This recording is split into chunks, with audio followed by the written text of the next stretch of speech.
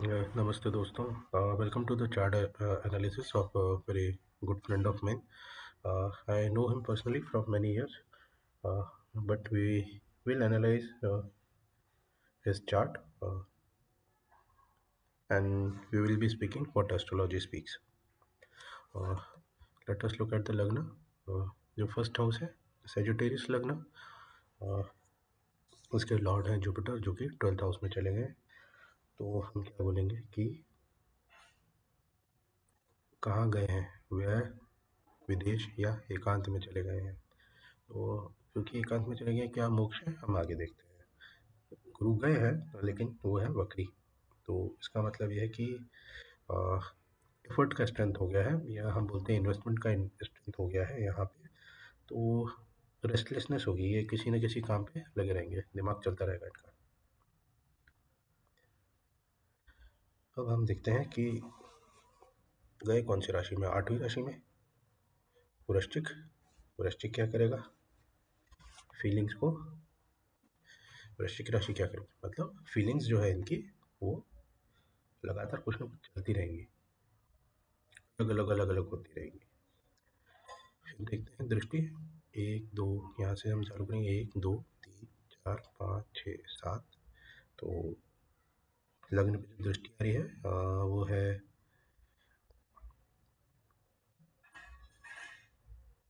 Venus और mercury. और हम देखेंगे 1 2 3 4, मंगल की दृष्टि है चौथी. 1 2 3 4. और शनि की दृष्टि है 1 2 3 4 5 6 7. और शनि की जो दृष्टि है 1 2 3 4 5 6 7 8 9 10. ठीक है, मंगल की और शनि की दोनों की दृष्टि है. ये क्या करेगी इनको, मंगल यहाँ पे आज दिखा रहा है तो क्रोधी बनाएगी. शनि यहाँ पे दिखा रहा है तो संत बनाएगी. तो संत और क्रोधी ये तो हो नहीं सकते. लग्न जुपिटर है जो खुद जाके गया है और वक्री हो चुका है. तीनों को अगर हम देखा जाएगा तो हम ये बोलेंगे कि स्वभाव में ड्युअलिटी है, स्प्लिट पर्सनैलिटी या डुअल पर्सनैलिटी होगी. कभी शांत होंगे, कभी गुस्से वाले हो जाएंगे. आगे चलते हैं सेकंड हाउस की तरफ. ये 10th है जिसको हम बोलते हैं मकर राशि, Capricorn in English. Earth sign, stable sign. Earth sign, stable sign. इनके जो मालिक हैं वो हैं सैटर्न, शनि, 0 डिग्री. अनस्टेबिलिटी, ठीक है. अगर अनस्टेबिलिटी है लेकिन ये जो है ये धन का भाव है, तो धन का भाव है लेकिन ये तो चले गया सुख के भाव में. इसका मतलब ये है कि जो धन है वो अनस्टेबल होकर सुख भाव में चला गया है. मतलब ये कि लिक्विड कैश जो होगा वो कम होगा, या ज़मीन वगैरह वो कुछ होगा. अब एक और चीज़ देखिए. 1 2 3 4, 1 2 3 4 5 6 7. सूर्य जो है वो यहाँ देख रहे हैं. लेकिन तो खराब घर है.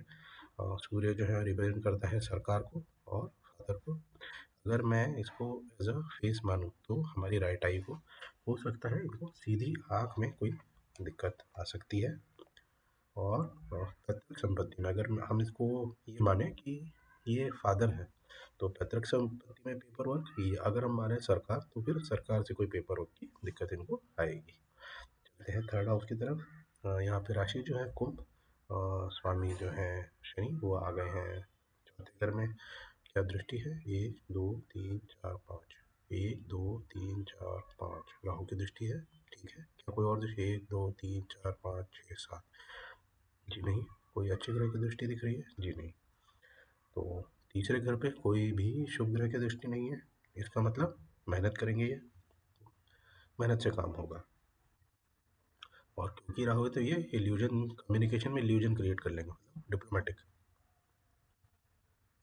अब आया है क्योंकि भाई बहन भी है तो हो सकता है कजिन्स के सामने भी ये कुछ इल्यूजनल रहे, प्रैक्टिकल ज़्यादा रहे. चलते हैं फोर्थ हाउस की तरफ.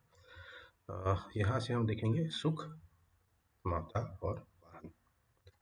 राशि है 12. राशि के स्वामी जो है जुपिटर वो है 12वें घर में. राशि पे जो भाव में जो ग्रह हैं शनि वो वक्री हैं और 0 डिग्री पे हैं. मंगल की 7वीं दृष्टि आप देख सकते हैं यहाँ पे पड़ रही है. गुरु की 5वीं दृष्टि यहाँ पे पड़ रही है.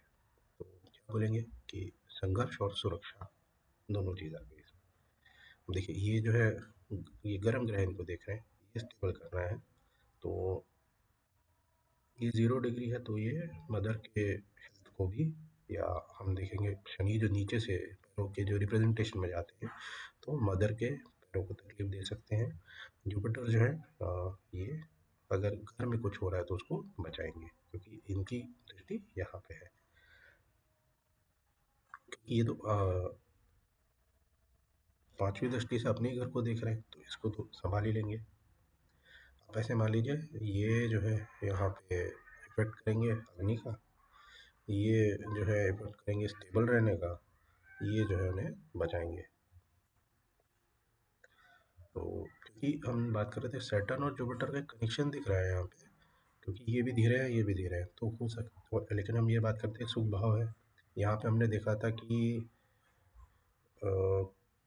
इन्वेस्टमेंट जो है वो इधर जा रहा है, इसका मतलब ये है धीरे धीरे अगर कुछ हो रहा है शुभ भाव से यहाँ पे, तो जब ये बड़े होंगे या बड़े होंगे, अच्छा अच्छा बड़ा प्रॉपर्टी बना लेंगे। अब हम चलते हैं फिफ्थ हाउस की तरफ। फिफ्थ हाउस में क्या है आप देखिएगा। फिफ्थ हाउस क्या रिप्रेजेंट करता है? बुद्धि और चिल्ड्रन। ठीक है, तो केतु भी है, ये लास्ट बर्थ, तो फिफ्थ हाउस से लास्ट कर्मस को भी रिप्रेजेंट करता है। हम बुद्धि की ओर देखेंगे तो फर्स्ट राशि है, इसका जो स्वामी है वो उधर बैठे हैं। तो हम देखते हैं क्या यहाँ पे दोष है? जी हाँ, केतु के साथ चंद्रमा है तो ग्रहण दोष होगा। ये हमारी बुद्धि भी है, तो क्योंकि चंद्रमा बुद्धि में आ गया है तो एनग्जाइटी, ज़्यादा सोचना। केतु, केतु तो मूर्ख है, और जो इनके राशि स्वामी वो तो यहाँ अच्छी स्थिति का है। तो ये क्या करेंगे कि ये तो हमारा, हम बोलते हैं कि बुद्धि और एजुकेशन में दिखाएगा, तो एजुकेशन में कुछ गैप होगा इनके, लेकिन इंटेलिजेंस अच्छा होगा। अब हम ये देख रहे थे कि क्योंकि ये संतान को भी दिखाता है,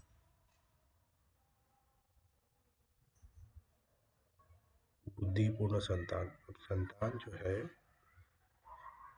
जब फर्स्ट का स्वामी इधर है, इसका मतलब संतान के साथ मार्स, मार्स क्या कराता है? मार्स कराता है कट सर्जरीज। तो अगर हम ये भी देखेंगे कि जिस समय संतान का समय आएगा, इनके पार्टनर का हमें वो देखना पड़ेगा। पार्टनर का ट्रांजिट जब हम देखेंगे, उस समय हमें पता चलेगा कि वहाँ पे फर्स्ट जो इनके ऑफस्प्रिंग होंगे, क्या उस समय हमें मेडिकल अटेंशन की ज़रूरत है।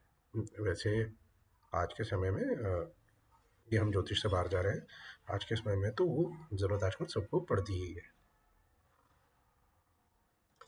चलते हैं आगे एक छोटे हाउस की तरफ। ये है रोग। यहाँ से हम क्या देखते हैं? रोग देखते हैं, डिजीज देखते हैं, हम उधार देखते हैं, ऋण देखते हैं और शत्रु देखते हैं।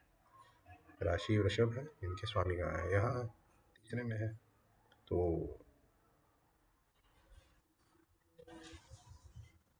जो दृष्टि देखेंगे पहले, स्वामी तो इधर आ गए, ठीक है, स्वामी तो अच्छे घर में चले गए। यहाँ पे किसकी दृष्टि है? 1 2 3 4 5 6 7, जी हाँ, ये दृष्टि गुरु की दृष्टि आ रही है यहाँ पे। और 1 2 3, तो ये भी यहाँ जा रही है, इसका मतलब ये है कि दुश्मन का नाश करेंगे शनि, ये एक अच्छी चीज़ है। और कर्ज पे जो है जुपिटर विजडम की, विजडम जो रिप्रेजेंट करते हैं वो आ रहे हैं लोन्स पे।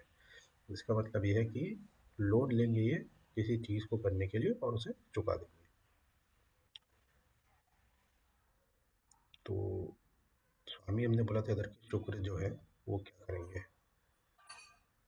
वो करेंगे, देखा जाएगा क्या किस रोग में हमें ये कर सकते हैं, किसको करते हैं।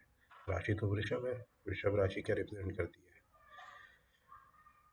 शुक्र जो है हमें लग्जरी, मीठा मीठा लग्जरी, तो ये क्या करेगा, डायबिटीज़ या किडनी, मीठा खाने पे नियंत्रण रखना पड़ेगा। अब चलिए आगे चलते हैं। और तीसरा हाउस, ये बढ़िया हाउस है, ये इनका बहुत ही अच्छा घर है। ये करता है रिलेशनशिप और लक।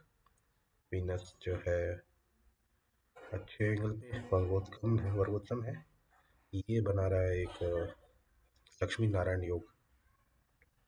तो ये जो है पेट्रोल टैंक है इस कुंडली का। बुध अपनी राशि में, तो कम्युनिकेशन बहुत अच्छा। बुध अपनी राशि में आ गए, कम्युनिकेशन बहुत अच्छा होगा। कम्युनिकेशन मतलब ऑडिटरी या बोलने के स्किल अच्छी होगी। शुक्र भी मित्र राशि में है, ये भी अच्छी बात है। तो यहाँ से हम तो स्पाउस जो है, हम यहाँ से देखते हैं कि स्पाउस जो है वो दिमाग वाले होंगे और एज में दिखने में दिखने में अपनी एज से छोटे होंगे, स्पाउस अच्छे होंगे। अब दूसरी बात है कि हम जो बात कर रहे थे कि मरकरी तो कम्युनिकेशन हो गया, लेकिन ये तो पार्टनर के हाउस में है ना, तो इसका मतलब इनके पास प्लान अच्छे हैं, लेकिन इन्हें मजबूत पार्टनर की ज़रूरत है। चलिए अब हम चलते हैं 8th हाउस पे। अब 8th हाउस क्या बोलता है? कर्क राशि के स्वामी चंद्रमा जो है यहाँ बैठे हैं। वो बैठे हैं हमारे 5वें घर में, तो नुकसान का स्वामी बैठा है अच्छे ग्रह में। तो अभी हम बोलेंगे कि यार ये तो खराब है,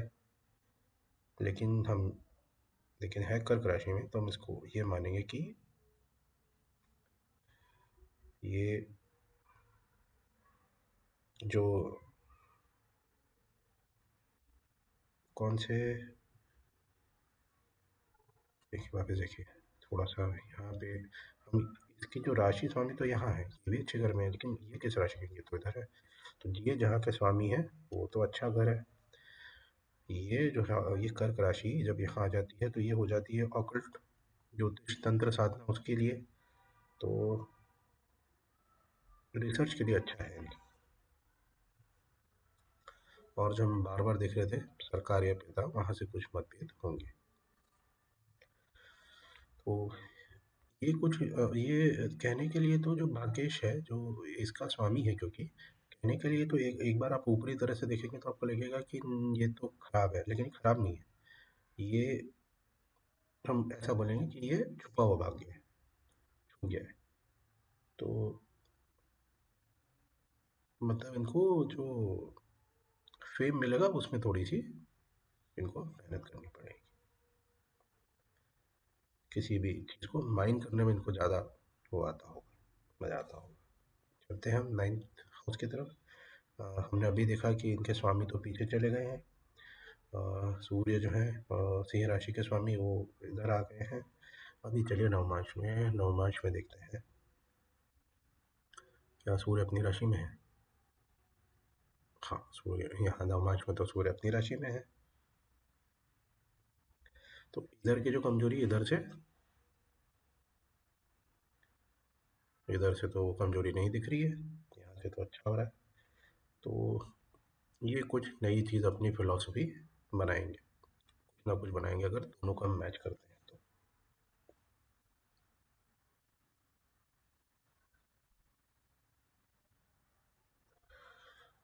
और चलते हैं हम आगे। हमने ये देखा कि यहाँ पे जो हम बोल रहे थे कि ये इधर आ गए तो कमज़ोर हो गए, लेकिन यहाँ पे तो अपने हाउस में है नवमांश में, तो इसका मतलब ये है कि भाग्य अच्छा होगा। लेकिन ये फिर आप देखिएगा कि इधर भी हमने वक्री थे, इधर जो है चंद्रमा भी आ गया है।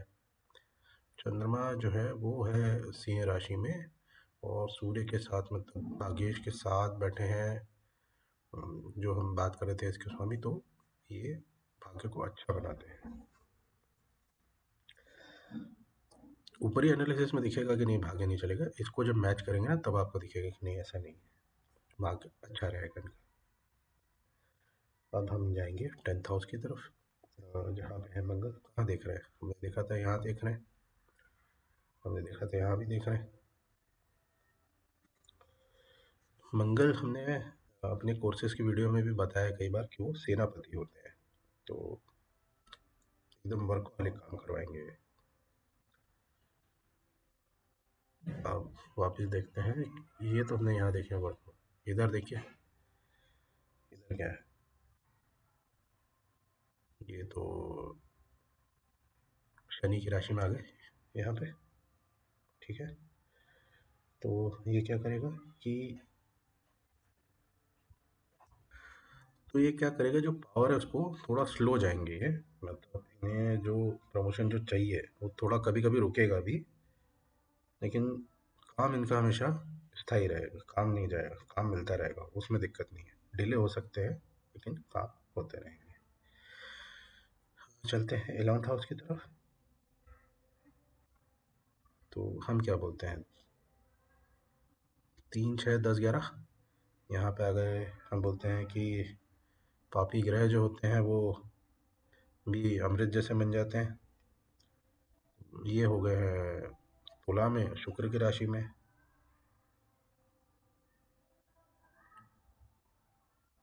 इल्यूजन, इल्यूजन आ गया है फायदे की राशि में, मतलब इल्यूजन से क्रिएट, जैसे शेयर मार्केट्स, वहाँ से उनको, या कोई ऐसा काम जो जिसमें कमीशन मिलता हो वहाँ से पैसा इन्हें मिलेगा।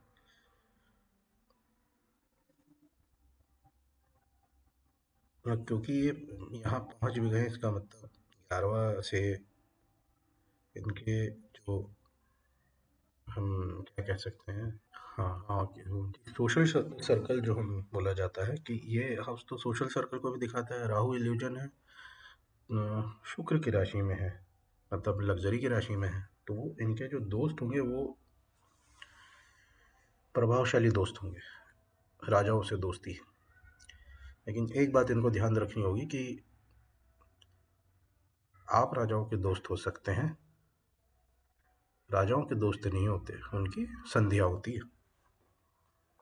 तो इनको, जिसको हम बोलते हैं नियम से आगे जाना या जुगाड़ लगाना, ऐसे इनके दोस्त जो है वो ये कुंडली दिखाती है।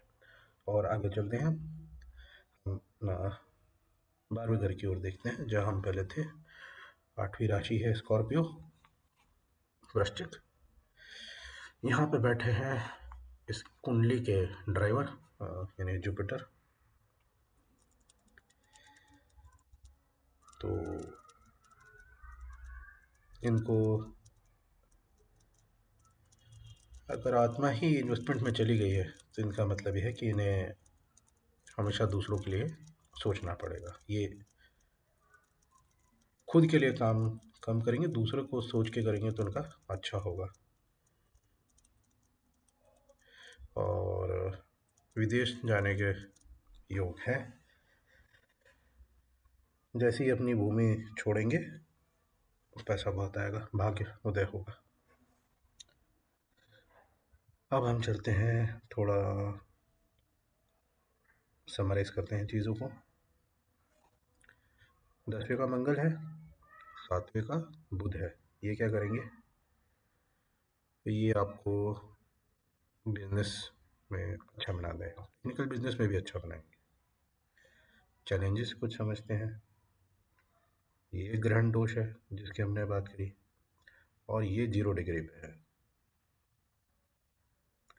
तो यहाँ और यहाँ अगर ये 0 पे है तो ये भी तो देख रहे हैं, इसका मतलब गुरु जो है वो शांति, मन की शांति, जैसे भी कुछ हो तो गुरु से मन की शांति मिल जाएगी।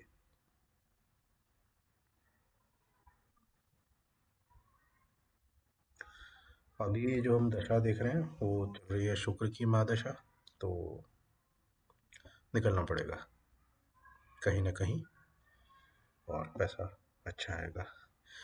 तो दोस्तों, अगर आपको ये एनालिसिस हमारा अच्छा लगा हो तो आप चाहते हैं तो कृपया आपकी भी कुंडली भेजिए। Friends, if you did like this analysis and if you also wanted to get your kundli analyzed, we will be very much excited to that. Uh, ये हम अपने पढ़ाई के लिए, सीखने के लिए कर रहे हैं, तो इसलिए हम कोई कमर्शियल्स वीडियो एनालिसिस में इन्वॉल्व नहीं कर रहे। We are doing it for more learning and to learn more and to research more. There are no commercials involved. Please be with us, be transparent, be ethical, और एक बात याद रखिए, हो ही है वही जो राम रच रखा।